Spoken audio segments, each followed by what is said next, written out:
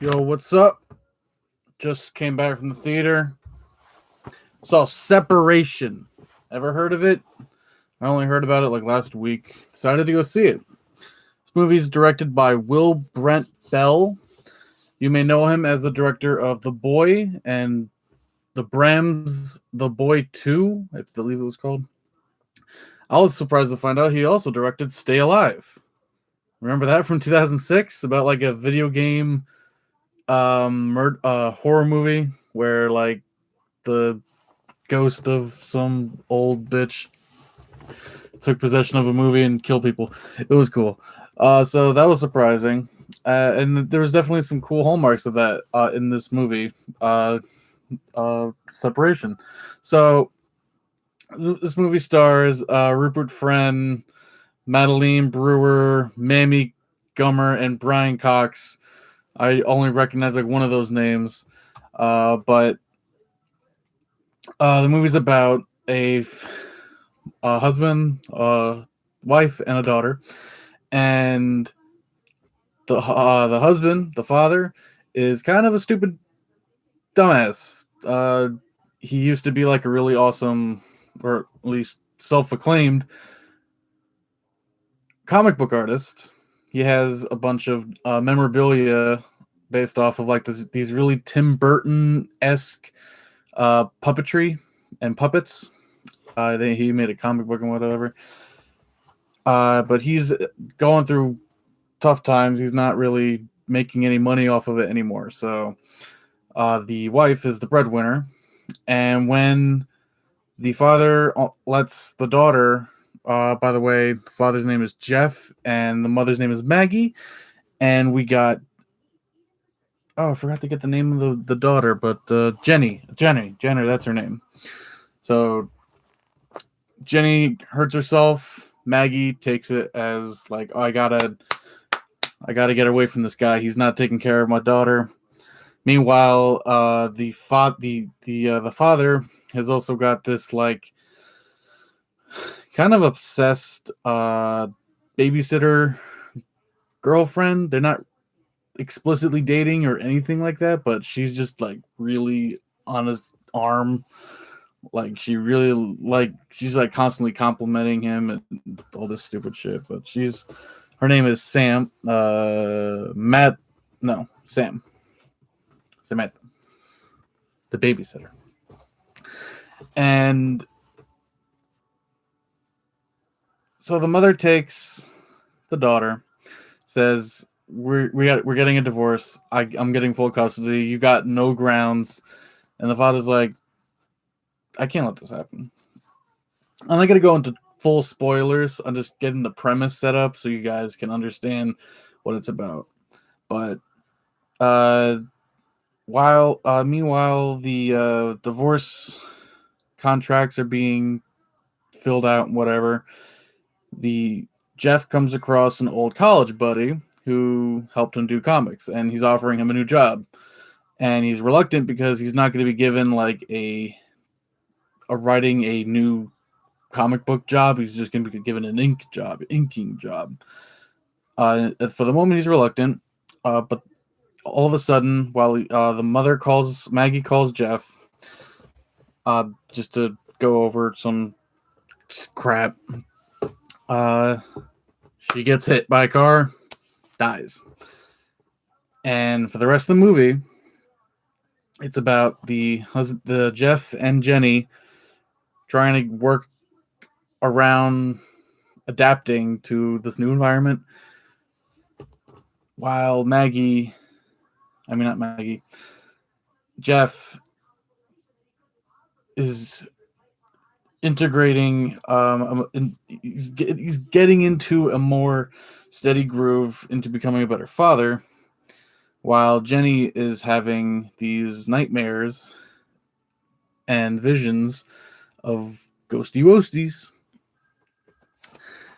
And that's the setup for the rest of the movie. You got these puppets that are seen in the trailers, I assume.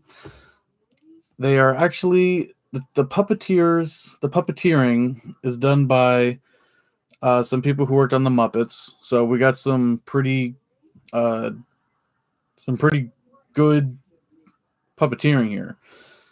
I'm not gonna pretend I know anything about puppeteering and grading it how good it is, but it was all very good. They had some live human sized puppets. It was mostly just like costumes and masks and shit, but those are pretty good.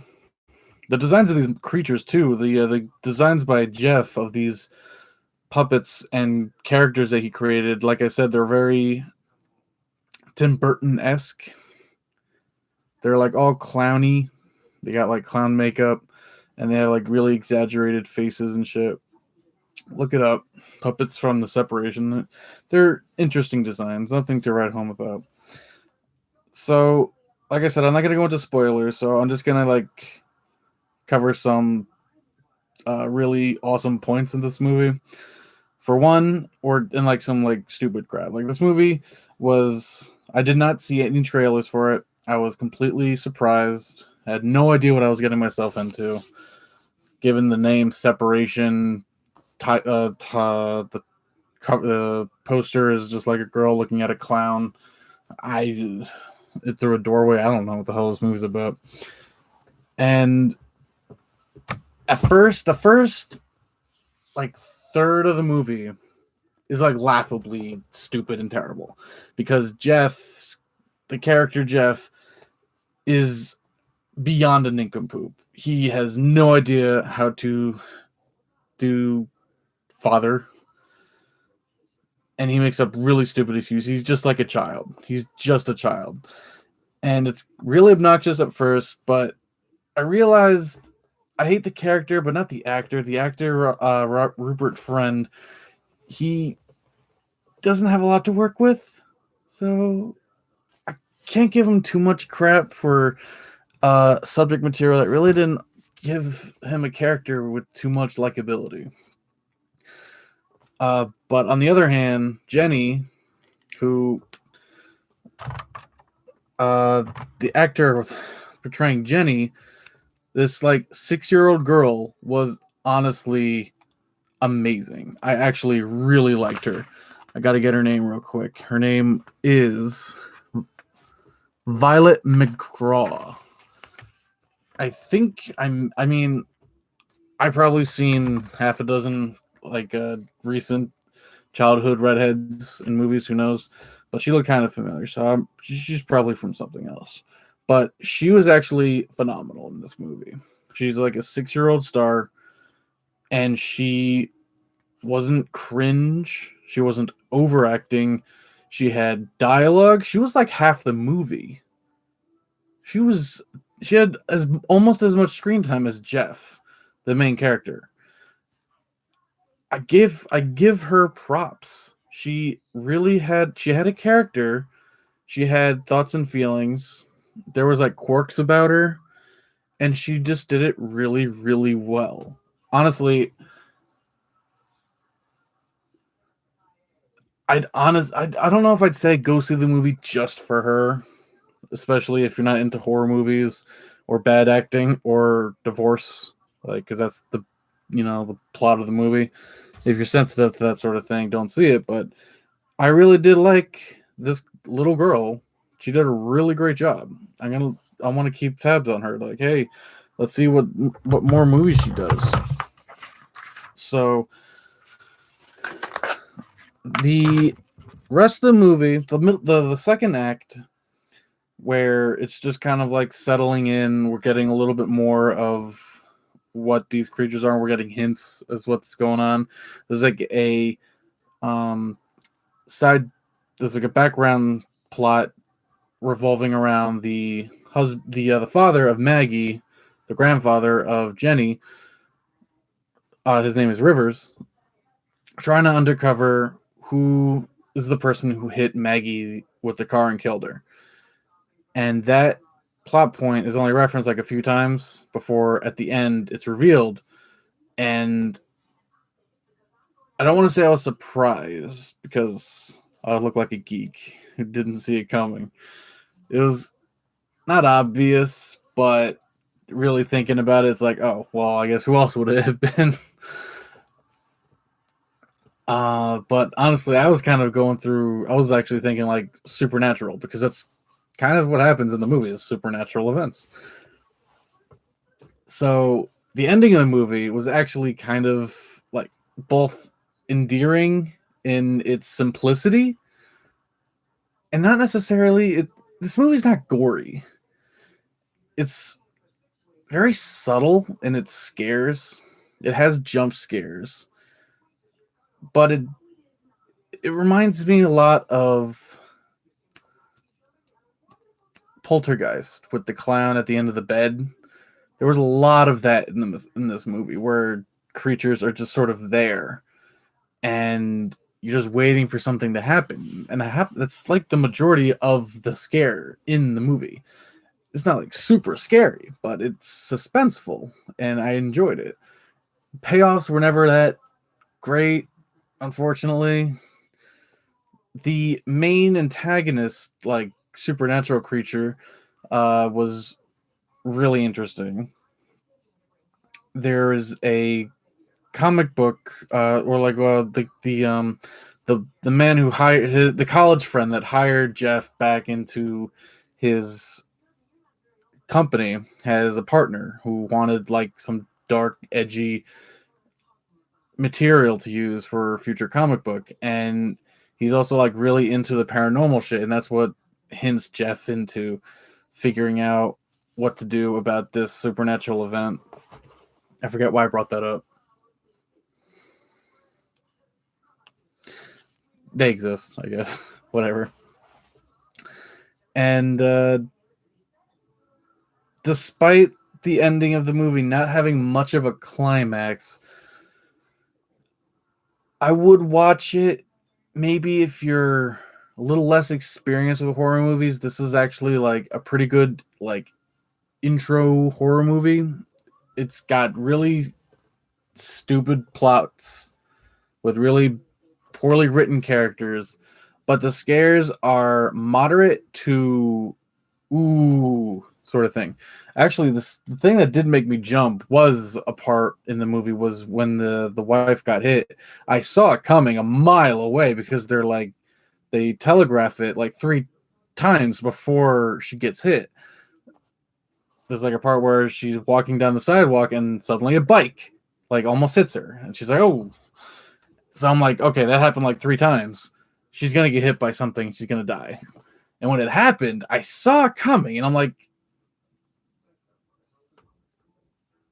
whoa! Like all of a sudden, completely, completely threw me off. And it was the sound effect was really good. It was really convincing. It was probably not the scariest part, but definitely the part that made me jump. The only part that made me jump. Like there was like no scares in this movie. Like scared me anyway. And I'm not like an avid horror movie guy, but I've seen enough horror movies to know or to be scared. But I've seen enough to see shit coming. So I'm like, I got that defensive wall. So go see this movie if you're not if you're like a little into horror movies, but not like obsessed with it. It's not going to offer a lot to people who love horror movies, aside from maybe like some the character the puppeteering, the puppets that are in the movie, like their designs are pretty cool. There's this one like life-size puppet that is like a contortionist, and there's a scene with that in that was pretty scary, especially the stupidity of how Jeff reacted to it. So go see Separation. If I had to give it a score, I would like to come up with like a more scorey thing, but I'd say I don't know, 6, 5.5 out of 10 for horror. Just all together, I suppose. It wasn't like super engaging. It was really stupid at the beginning. The first act is bad. Like just the setup is monotonous and written very poorly. The second act, not a whole lot happens. The third act is where shit gets good. Not great, but good. So I recommend go see Separation. It's in your theaters right now. I don't care if it's playing on Netflix, HBO Max, Disney Plus. Of course, it's not playing on Disney Plus. I go to the theater. Come back to my channel, Son of Marowak, for movie theater reviews, where I review movies I saw at the movie theater.